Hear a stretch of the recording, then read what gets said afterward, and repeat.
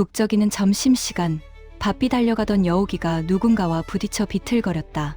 그 바람에 허리춤에 끼워둔 낡은 복주머니가 풀어졌다.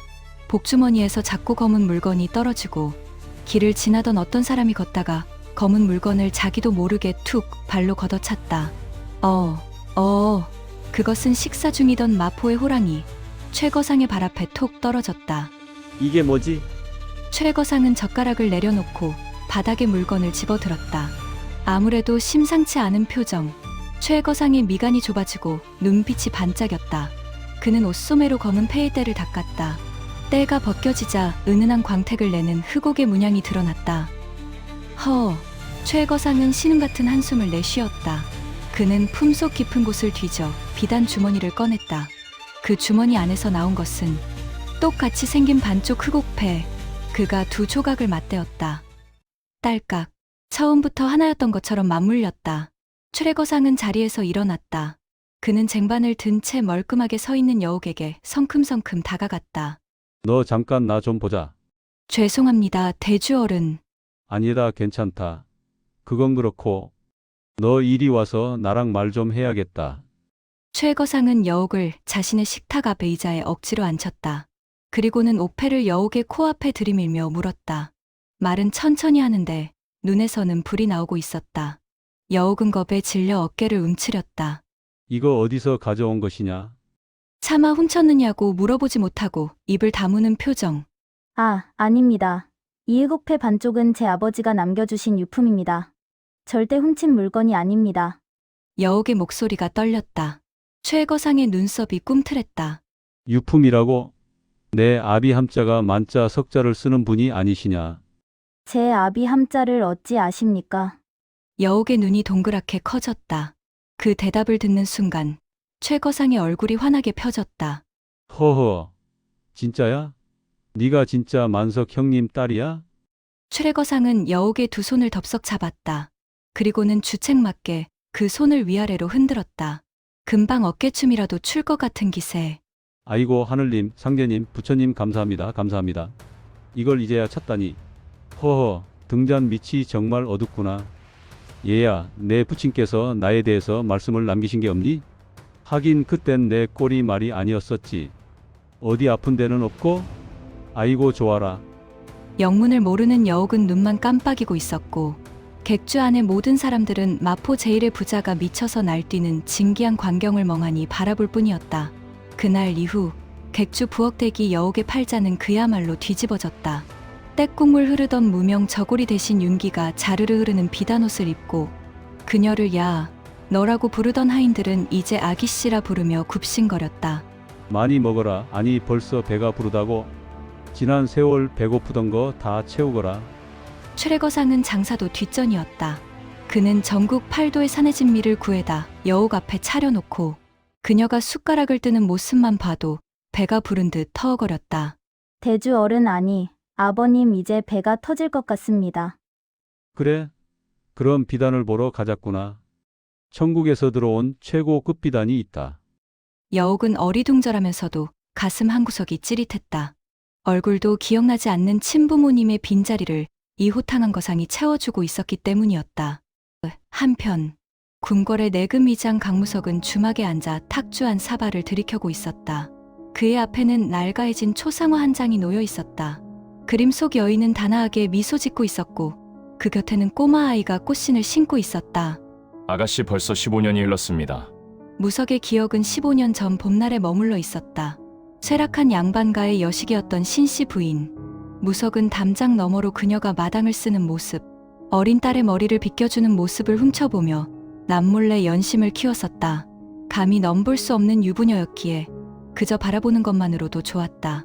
그러나 그녀에게 비극은 예고 없이 닥쳐왔다. 얼굴도 본 적 없는 팔촌 친척이 영모에 가담했다는 이유였다. 그가 도착했을 때는 이미 집은 불타고 가족들은 끌려간 뒤였다. 무석은 그 자리에서 어린 딸만이라도 찾아내어 지키겠다고 맹세했다. 나으리 들으셨습니까? 최가 상단에서 잃어버린 딸을 찾았다더군요. 주모의 말에 무석의 귀가 번쩍 뜨였다. 딸이라니? 부엌대기로 일하던 아이였는데 알고 보니 은인의 딸이라나 뭐라나. 나이가 딱 20쯤 되었다던데. 20. 여옥이도 지금 살아있다면 딱 그 나이가 될 터였다. 한편 최거상의 마음이 여옥에게 쏠릴수록 안채의 공기는 싸늘하게 얼어붙었다. 정실 현숙을 교활한 개교로 내치고 최거상의 정실로 들어서기 위해 칼을 갈던 첩실 매월. 이 사갈 같은 여자가 여옥이 있는 후원을 노려보고 있었다. 아유 분해 분통 터져서 죽겠네. 겨우 정실을 내쳤는데 이게 뭐야 이젠 딸이냐? 매월은 손톱을 잘근잘근 씹었다. 최거상이 늙으면 상단의 대주 자리는 당연히 자신이 차지할 거라 믿어왔다. 그런데 웬 천한 계집이 양녀로 들어와 모든 것을 가로채려 하고 있었다. 마님, 진정하십시오. 대주께서 지금은 저러셔도 곧 실책을 내시겠지요. 아니야 그 영감 눈빛을 못 봤느냐? 진짜 핏줄이라도 찾은 듯이 굴고 있어. 무슨 수를 내도 내야 해. 그냥 쳐다보고만 있을 수 없어. 며칠 후 최거상이 거래처 일로 잠시 송도로 떠났다. 집안에 보는 눈이 소홀해진 틈을 타 매월은 하인들을 물리고 여옥의 방으로 숨어들었다.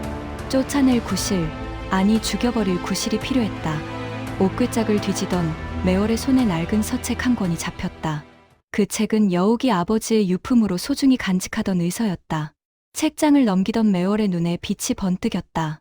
책의 첫 장에 적힌 이름. 강만석, 강만석, 강만석이라.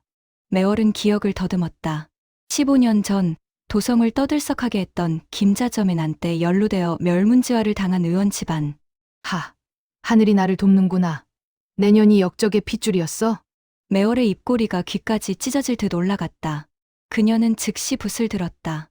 그리고 상단에 기밀이 담긴 장부 사본과 밀서를 위조했다. 나라의 형편이 이러할진데 의인들이 일어나야 할 때 자금을 대겠나이다. 역적의 딸이 신분을 숨기고 상단에 들어와 거상의 돈을 빼돌려 역당에게 보내려 했다는 고발문건이었다. 며칠 후 최가 상단의 아침의 평화를 깨고 관군들이 들이닥쳤다. 죄인 강여옥은 어서 나와 오라를 받으라.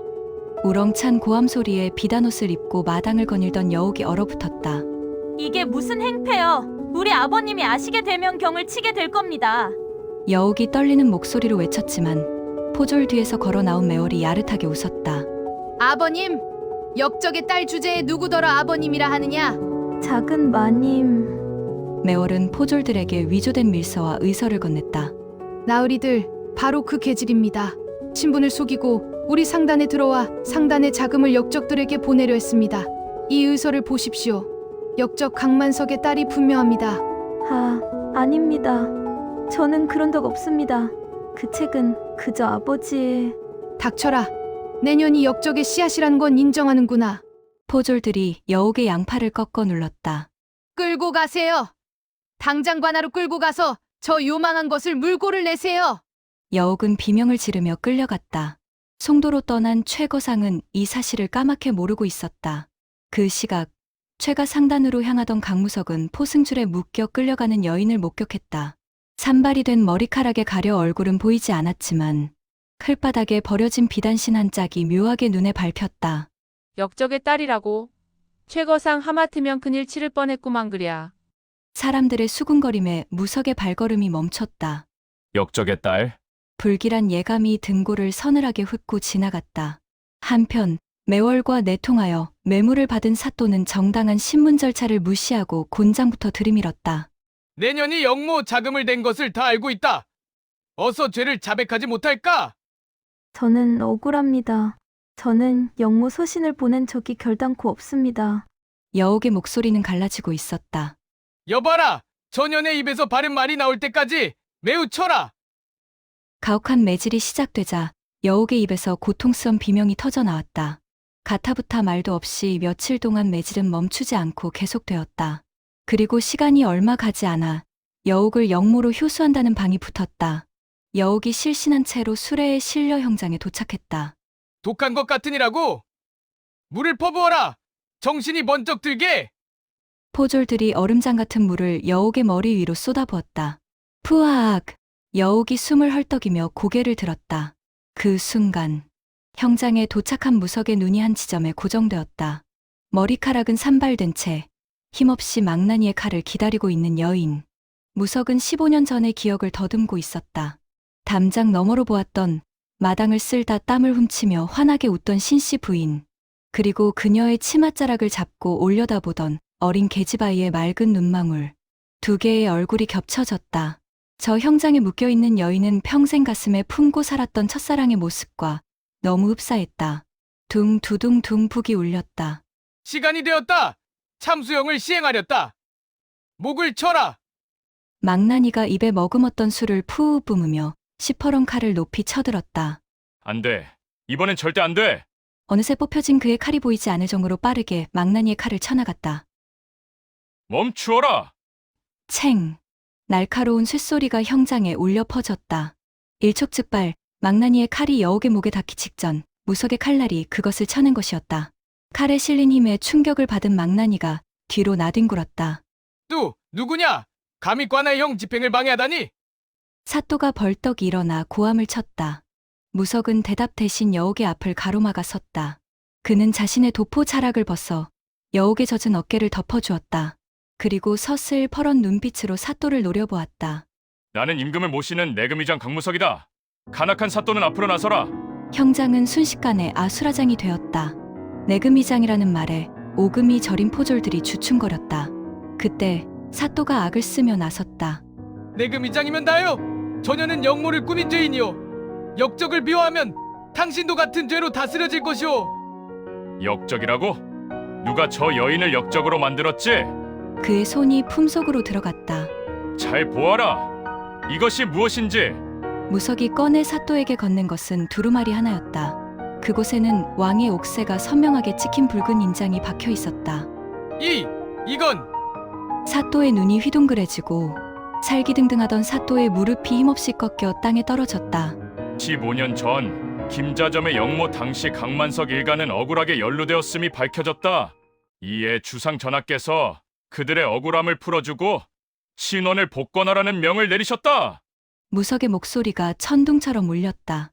그는 지난 몇 년간 여옥의 소식을 알기도 전부터 이 교지를 받기 위해 백방으로 뛰어다녔었다. 억울하게 죽은 첫사랑의 명예를 되찾아주는 것이 그의 마지막 사랑 표현이었으니까. 이 여인은 역적의 딸이 아니라 이 땅의 소중한 백성이다. 그런 여인에게 누명을 씌우고 고문을 하고 심지어 죽이려 했어. 그것도 작당해서. 어떻게 일이 이렇게? 그때 관아 밖에서 흙먼지를 일으키며 말 한 필이 달려왔다. 말에서 굴러떨어지듯 내린 사람은 다름 아닌 최거상이었다. 송도에서 소식을 듣자마자 말을 달려온 그의 몰골은 엉망이었다. 여우가, 내 딸 여우가. 최거상은 포졸들을 밀치고 여옥에게로 달려갔다. 피투성이가 된 여옥을 보자마자 그는 짐승 같은 비명을 토해냈다. 누가 내 딸을 이리 만들었어? 최거상의 분노한 눈빛이 무릎을 꿇고 있는 사또에게 꽂혔다. 내 이놈. 최거상이 말로 달려가더니 말 안장에 끼워뒀던 칼을 빼들고 달려들었다. 무석이 그 앞을 막아서며 말했다. 대주, 저런 놈은 죽일 가치조차 없소. 그것보다는 여옥을 생각하시오. 저 놈과 내통하여 여옥을 죽이려 했던 자가 대주 곁에 있소이다. 최거상이 무석의 말에서 무언가 깨달은 듯 입술을 떨며 말했다. 설마. 그렇소. 설마라는 그 여자요. 내 오늘 인연을 반드시 물고를 내고 말리라. 최거상이 씹어뱉듯이 말했다. 아, 그것도 아니됩니다. 지금쯤 그 자도 이곳으로 압송되어 올 겁니다. 최거상, 다시 한번 말씀드리는데 여옥을 생각하시기 바라오. 여옥을 위해서 손을 깨끗이 하시오. 우리가 손을 대지 않아도 이제 저 연놈들은 이미 죽은 목숨이오. 그때 군사 둘이 매월을 묶어서 압송해왔다. 매월의 무릎은 사또보다 더 가벼웠다. 시키지도 않았는데 개처럼 바닥을 기면서 울부짖었다. 살려주세요. 저는 여옥을 죽이려고까지는 안 했는데 저 악독한 사또가 이를 크게 벌렸습니다. 저는 아닙니다. 부디 살려주세요, 대주님. 악인의 말로. 세상에서 악인의 말로를 이렇게 선명하게 볼 기회가 또 있을까? 며칠 후 여옥이 눈을 떴을 때 먼저 보인 것은 두 남자의 얼굴이었다. 오, 깨어났구나. 내가 누군지 알아보겠느냐? 최거상이 여옥의 손을 잡았다. 그의 눈에 쓴막이 일었다.